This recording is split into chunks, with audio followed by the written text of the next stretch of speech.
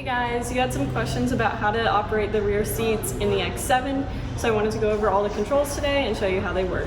So to get into the third row seats, you want to make sure that child lock is off, and you can come here and you can press this button forward. We're gonna just let it do its thing.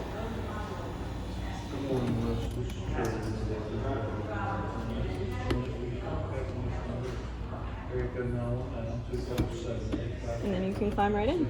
To fold down the rear seats from the rear door, what you can do is you can press these buttons here. So if we want to pull this down, we're going to pull it forward. And be patient, because if you press it more than once, it might restart the whole process over. All right, and we can do the other seat as well.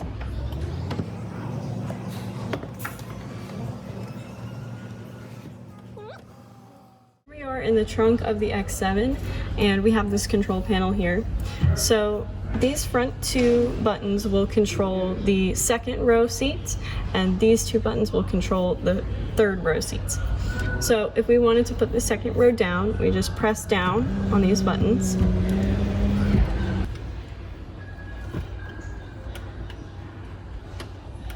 And then for the third row, we can do the same thing.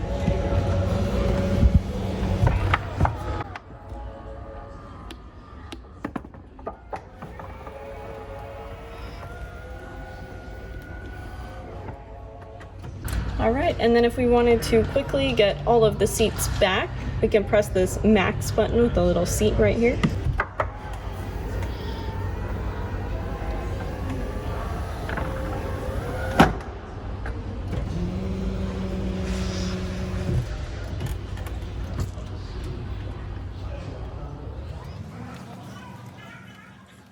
To get max amount of cargo space, we can press the max cargo button down here, and it will fold all the seats down.